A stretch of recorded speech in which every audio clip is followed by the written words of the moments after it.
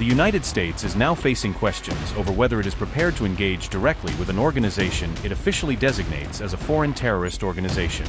Reports of a potential communication hotline between the IRGC and U.S. Central Command are being described as Washington's boldest peace initiative yet. After years of hostility, Tehran and Washington could be moving toward unprecedented direct military-to-military communication. The diplomatic breakthrough in Switzerland has fueled speculation that senior representatives of the IRGC and CENTCOM could eventually sit across the negotiating table. One of the biggest outcomes of the Switzerland talks was the reported creation of a new military communication channel between the United States and Iran.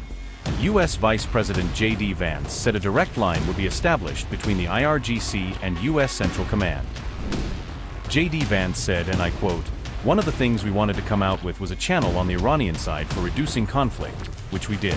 They were like, okay fine, we'll send somebody from the IRGC to go hang out in Doha with somebody from CENTCOM, and that's how we're going to settle a lot of these disputes." Unquote. According to Vance, the deconfliction channel will be based in Doha, Qatar, to help prevent future military escalation. He said an IRGC representative would meet with a U.S. CENTCOM official in Doha as part of the arrangement.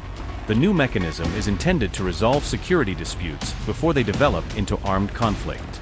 Vance said the arrangement forms part of the broader U.S. Iran understanding reached in Switzerland on June 21st. The United States has long designated the IRGC as a foreign terrorist organization. Vance described the move as one of the first public acknowledgments of direct military-level contact between the two sides. He said the memorandum provides the foundation for a broader long-term agreement between Washington and Tehran. Vance also claimed Iran is now offering terms that differ significantly from those of the 2015 nuclear deal. Washington hopes the new communication channel will reduce the risk of future conflict across the Middle East.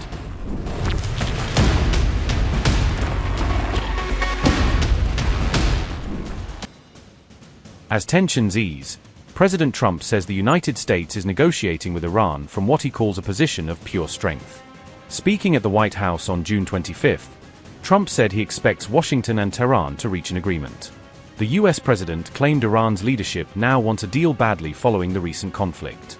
Trump defended his decision to strike Iran, saying the action prevented Tehran from moving closer to a nuclear weapon. According to Trump, the military operation shifted the balance of negotiations in Washington's favor. He insisted the United States enter the latest round of talks with maximum leverage. Trump also announced plans to use frozen Iranian assets to purchase American farm products. He said the funds would be used to buy U.S. wheat, corn, and soybeans. The Trump administration said those agricultural products would then be supplied to Iran under the arrangement. Trump told American farmers the plan would support U.S. agriculture while helping advance the agreement with Iran. His remarks came as U.S. and Iranian negotiators continue working toward a broader long-term deal. We're opening up markets for the farmers. We have another one, a new market coming up, and that's called the lovely country of Iran. It's a beautiful place. Would anybody like to go there? The Islamic Republic of Iran, they're having a hard time with food, and we're going to be taking some of their money and we'll spend it, and we're going to be buying wheat, soybeans, and corn, a lot of it. And that process is going to be starting pretty soon. It's going to be pretty big, too. I think it's going to be very big. We have an expanded market, dairy in Europe, and the dairy market, as you know, in Europe, we've opened it up because they had it closed. In Asia, South America, Australia is now allowing U.S. beef into its market for the first time in more than 25 years. And China is committed to purchase at least $17 billion in U.S. agricultural products, in particular soybeans. So I just left President Xi 3 or 4 weeks ago, and he's agreed to purchase $17 billion worth of mostly soybeans and different things, but mostly soybeans. I terminated the insane electric vehicle mandate where they wanted your tractors within 5 years to be all electric. That's just what you want, is an electric tractor. Would anybody like an electric tractor? Because typically it's not the greatest.